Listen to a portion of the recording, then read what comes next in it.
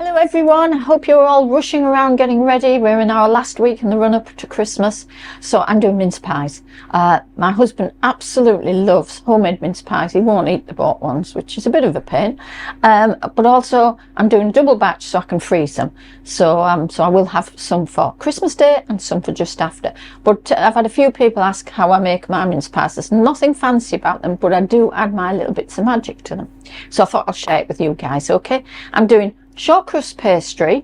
I really like mince pies and shortcrust pastry. I love puff pastry, but this is the one event where I find you taste more of the mincemeat in the shortcrust. So that is why I make my own shortcrust pastry.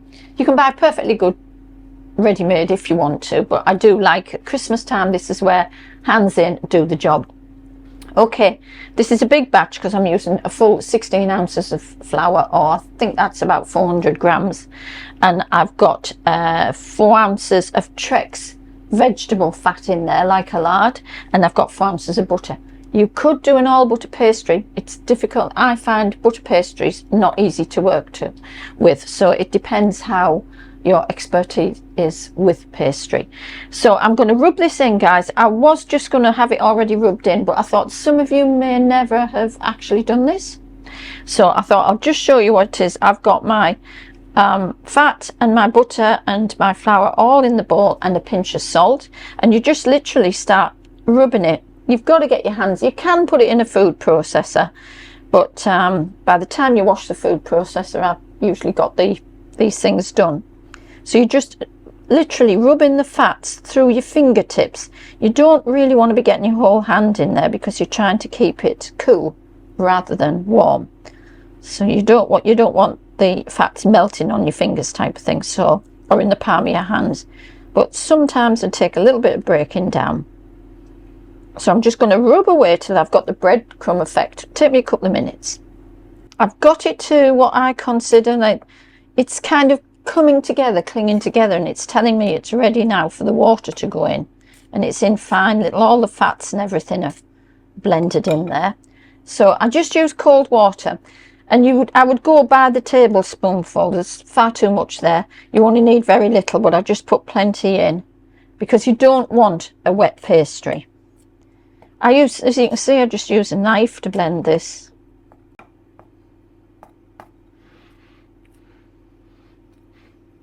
Now you can see it's coming together in bigger clumps. This is the stage where I'm thinking it's nearly time to get my hands in again and turn it into our pastry dough. Because as I say, you don't want it too wet. Now it's not bread. I don't want you to overwork this. I just want you to incorporate all the little bits in. So you're left with more or less a dry bowl, and any little bits have jumped out, shove them back in. Right, okay, so that is our initial dough. I'm going to cut it in half, and we'll start rolling out in a minute. I'm just going to wash my hands before we start rolling out and get a clean board. Right, okay, now before we start the rolling out process, I'm just going to show you the tins. These are tart tins. Now there's a difference. Your fairy cakes go in bun tins, much deeper like that. These are tart tins designed for little tarts, okay? I have in the past, when I was very young, when I first started doing any pastry at all, tried to make mince pies in bun tins, and you ended up with sides like this on. It was quite ridiculous. So make sure if you're making your own, get the right tin. Giving it a grease round on each one. Okay, I'm going to cut it again because I think I'll be able to make two dozen of these little tarts. Like that. Little bit of flour.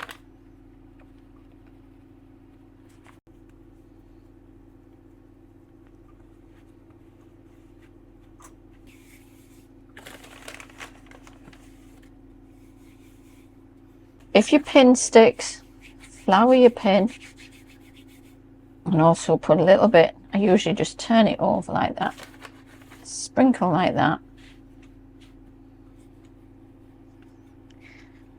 I don't like big, thick amounts of pastry and mince pies. I like everything quite dainty.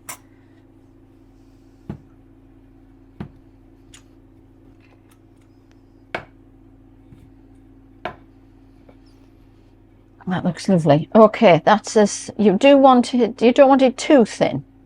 I've got two different rings. I'm going to try both because I normally do them with the fluted edge, but I thought I might try with a flat edge and put a different top on. So I'm going to do two different types today.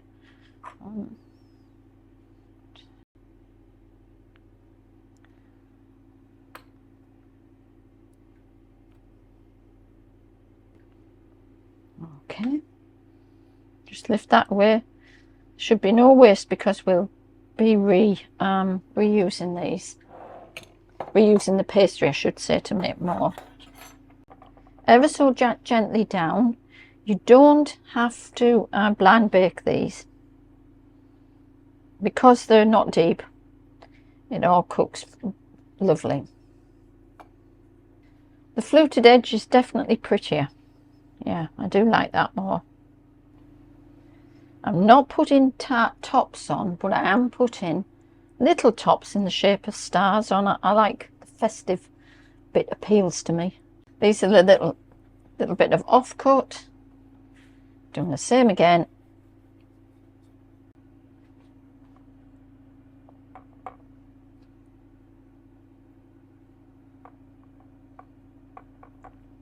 And then here we've got my little stars.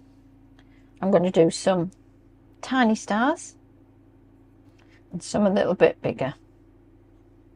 If you want to put a top on, by all means do. You just need to go down the next size, which would be that one, which I may do on the other batch. Now comes the interesting bit. I buy a good quality ready-made mincemeat, okay? Mincemeat is easy enough to make, but I just don't simply have the time. But I add to it, oh, not a full walnut. I've just found a full walnut in there. I need to break that down. About 4 or 5 walnuts crushed, broken up into small pieces, and those are cocktail cherries chopped in small pieces. And there is the zest of a grated orange in there as well.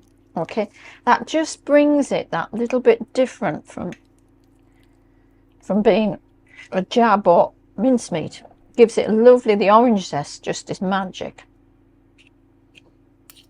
Let me just crumble that little bit of walnut in there. And as we love nuts, that's perfect for us. But obviously there's some of you out there who are going to have nut allergies and things like that. Obviously don't put them in. You can play around with things, have your own ideas. A friend of mine always adds cranberries to her mincemeat, and it's quite pleasant, and she puts a tablespoonful of port in. Now that's the other thing. You could put diced apple in. You can put, I'm using orange zest in here, so I could put some curacao in if I wanted to. Children are going to be eating this, so I haven't. I mean, the alcohol cuts off, but I don't want the kids saying, oh, it tastes boozy or anything like that. So so we're not doing that today. Share. Oh, don't worry, I'm sure we'll have plenty of boozy ones. Right, okay. Now, not too much because it will just bubble over. But at the same time, you want to try and make it so you get a bit of nut and a bit of cherry. I always say a good teaspoonful to each little tart. As these come out the oven, I have to fight John off them, because these are technically a 1-bite mince pie. So trust me, he thinks several bites is fine on several different tarts. I will be counting them, John. Right, they look about even, I think. Oops. Goes in there. Okay. So you've got the idea of what we've done there, and now what I'm going to do is I'm going to place a little star, which is kind of nice because the way it cooks, it bubbles up and your star cooks into it. Let's try a little star on there. Oh yeah, that's quite dinky, but it's kind of too small, so I prefer the bigger one. And like I say, I may put some lids on some of the others. Now my next job with these is I'm going to be making small little stars, but then I egg wash them, and then demerara sugar, I'll show you, I sprinkle over the top so it bakes in there.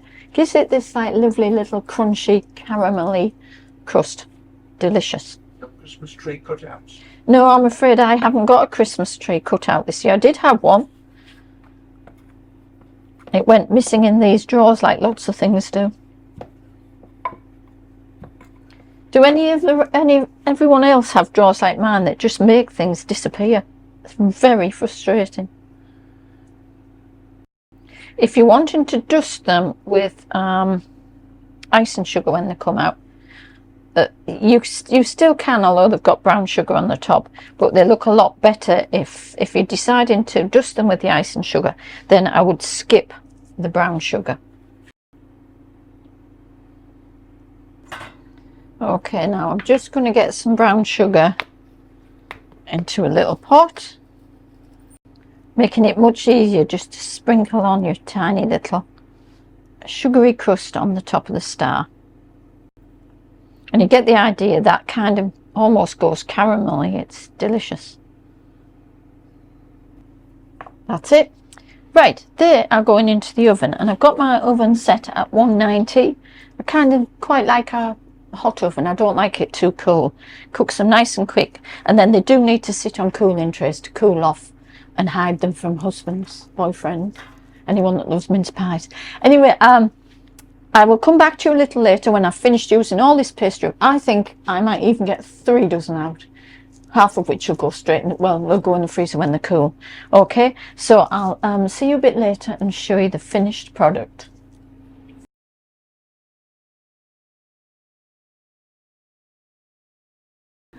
Welcome back. Okay, well, John has hit the mince pies. Okay, I was busy putting the third batch in, and yeah, he nicked them.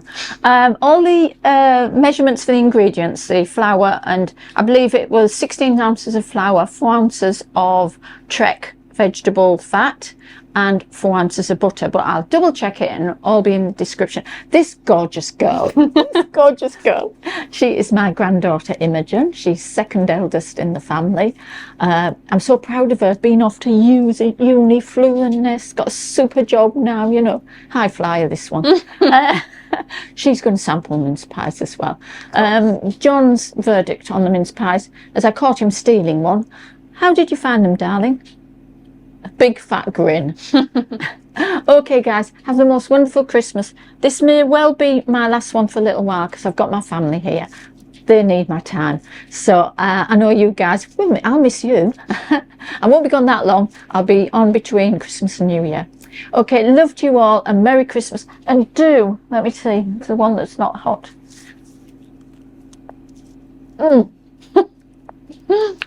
The pastry is super crispy and super gorgeous. Do try these, they're worth doing. Love to you all. Well, yeah, bloody delicious.